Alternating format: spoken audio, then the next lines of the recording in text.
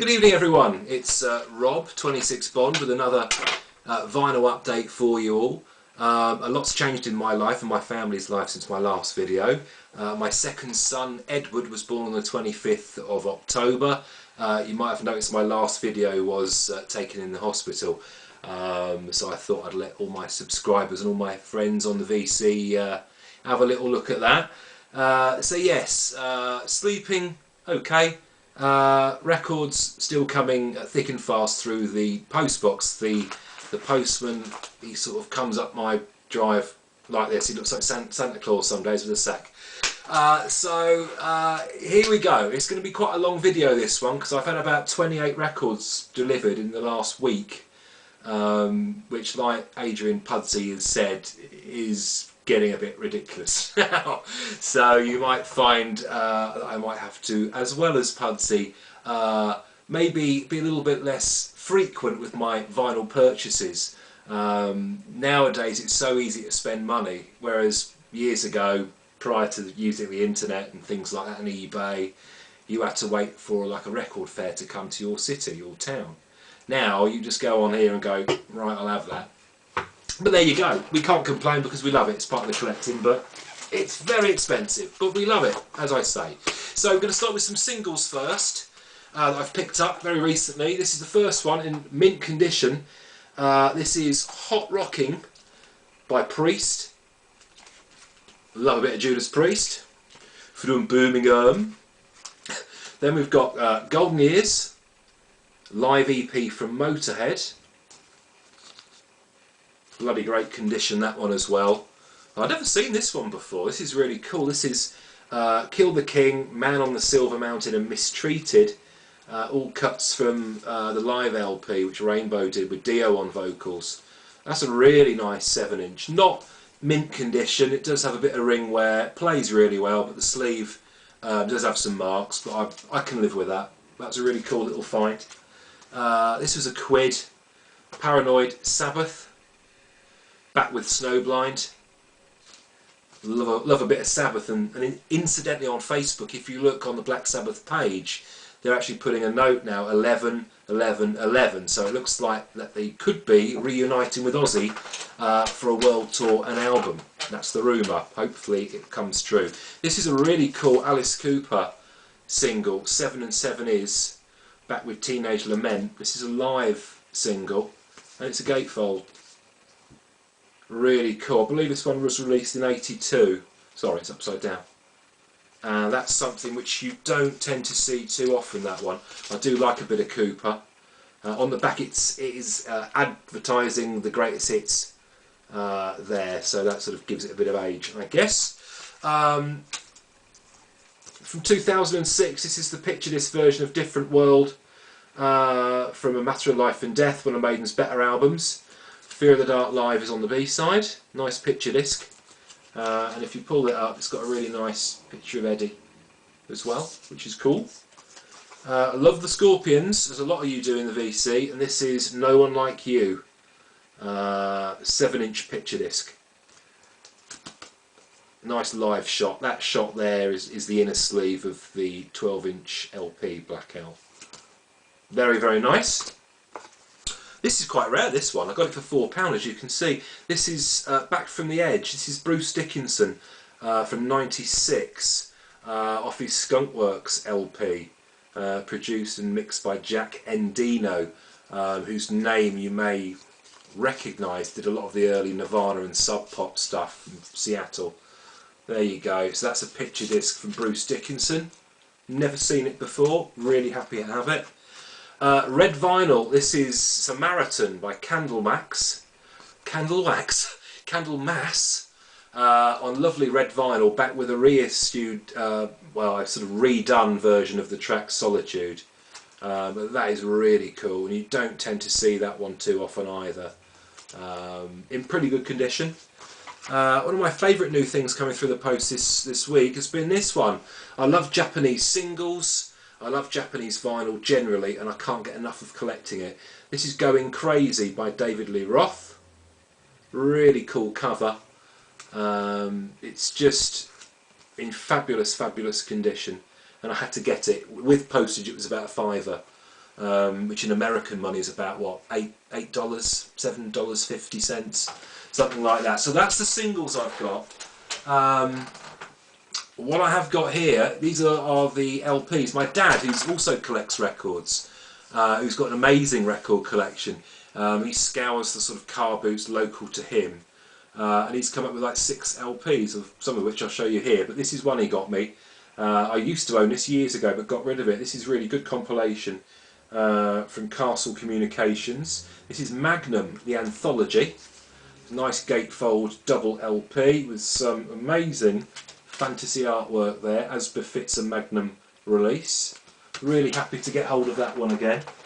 I got a new, better condition copy of Turbo by Priest. I like that album. It's very, very good. I have got a promotional copy of this, but it's obviously been very well used. This one is near mint. Now, there we go. This is Black Sabbath Volume 4. This is one of the Universal reissues from 2009, so it's gatefold. Fantastic LP. It's one of Sabbath's best albums, and what I like about these is that the inner sleeves have loads of photographs and loads of memorabilia shots and a bit of a story behind them as well. So I was really happy to get that one. On a Sabbath theme as well, we've got another reissue from NEMS of Master of Reality, which was Sabbath's 3rd album. This is when they really began to get heavy. This is the first album where they began to tune down to C sharp, which a lot of metal bands use down tuning nowadays. And for those that don't know, the main reason why Sabbath did, it was because of Tony Iommi's problem with his hands. What happened was, these 2 fingers there, the middle one and the ring finger, were actually cut very badly off there while he was at work one day sawing. So obviously if he's playing in standard tuning, the guitar strings can be quite taut against the flesh. So by tuning down, they're much easier to play and things like that. So that's why a lot of metal bands now use C sharp and D tuning. It's because Sabbath did, but that was the reason why. So I do feel like Tony Hart sometimes. Right, here we go. Motorhead, Bomber, Back on Black reissue, double, clear vinyl. I bloody like these. These Motorhead reissues are excellent. They're really well packaged. And it's Bomber. What more can you say about that? It's a classic album from a bloody classic band. Another one from Back on Black is Priest. The seminal, everyone needs this, British Steel. One album that really defines British heavy metal. British Steel. Fabulous. You know I'm a huge fan of Maiden. I was really happy to pick this one up. This is one is near mint. This is from 1980. This is a Dutch 12-inch Sanctuary, Prowler, Drifter, and I've Got the Fire. Very, very rare. And obviously there was 2 copies of the 7-inch released in Britain. That's obviously Margaret Thatcher down there. Her face was blacked out on the censored copies, but the first releases were with her face shown, just like this sleeve here. So obviously they didn't have to censor it as much as they did in the UK, in Holland. But I'm really pleased to get that. Plays lovely. AD's been showing some Rush LPs, or there was one particular one today, which is a live album, which I have ordered, AD. Thanks for that, mate. I really appreciate that because I didn't realise that was coming out. This is Presto. This is one of their harder to find LPs, along with ones like Roll the Bones, which is really hard to find, which of course I do own. This is released in '89. This is in amazing condition. I picked this one up for about £6, and just a great album. Great record. Another one. Another Sabbath. I'm really in a Sabbath mode at the moment, at this minute in time. From '86, this is Black Sabbath 7th Star. Great album with Glenn Hughes on vocals. Not played that one yet, but I've heard a few things on YouTube and iTunes, so it all sounds really good to me. So looking forward to giving it a proper spin. Got this one for £1. It's not in great condition, but for £1 you can't go wrong. This is Michael Schenker's first album, the Michael Schenker Group. go. And it comes with the original inner sleeve as well. Good album. Very nice. Like a bit of Michael Schenker. He's a very tasteful lead player in my opinion. This is a German maxi single. This is Running Free. Another Maiden one. These ones are really collectible. I like these maxi singles.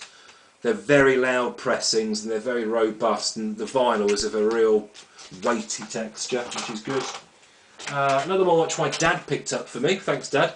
This is The Eagle Was Landed by Saxon. Bloody brilliant live LP. Really, really top of the range. And it's in an amazing condition. This is an original copy on the French label Carrera. Or Carrera. I think that's how you pronounce it.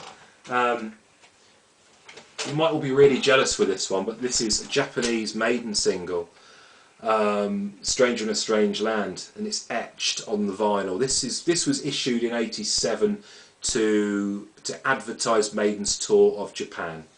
As you can see there, '87 tour of Japan, and as any Japanese pressing worth its salt, it obviously has a lyric insert, but this one's a bit special, and I will show it to you, because this one goes for crazy money on eBay. You can expect to pay at least 50 quid for this. It's got a beautiful poster with the tour dates on. So I didn't realise that this particular copy actually had the poster. I bought it on eBay. I believe it was £24 delivered. So when I opened it yesterday and received the poster as well, I was cock-a-hoop. So, the last couple, this is I Could Have Been a Dreamer by Dio, nice 12-inch there from '87. I Could Have Been a Dreamer, obviously from the Dream Evil album. I love Dio, I love his voice. I think if I was going to have a supergroup, I'd have Dio on vocals, John Bonham on drums, Cliff Burton on bass, and Randy Rhoads on lead guitar. And the war would be won. And then this today there's a few of these on eBay at the moment. I think this is quite a sort of recent pressing. This is a bootleg Maiden, recorded live in Japan on the '81 Killer Tour. So in terms of packaging, it's quite cheap and cheerful. It's just an insert on a white label LP. Haven't spun that one yet, but I've heard it's quite good sound quality there. So that concludes really my finds for the last, well, 2 weeks really. So obviously there is more stuff coming, and I'll be sure to post that as soon as I get it through the post next week. I just wanted to say I love watching the videos from everyone within the VC. It's so inspiring. You learn so much about various types of music, and it inspires you to go out and actually collect and listen to something which you normally wouldn't do. It takes you out of your comfort zone a bit. So thanks everyone for all of your cool videos. Hope you've enjoyed my video, hope you've enjoyed my channel. If you haven't subscribed, please do, because I'm nearly approaching 400 subscribers. I think I'm on 396 at this minute in time, so it'd be great to get that over 400 across the weekend. So have a fantastic weekend guys, and I'll see you all soon.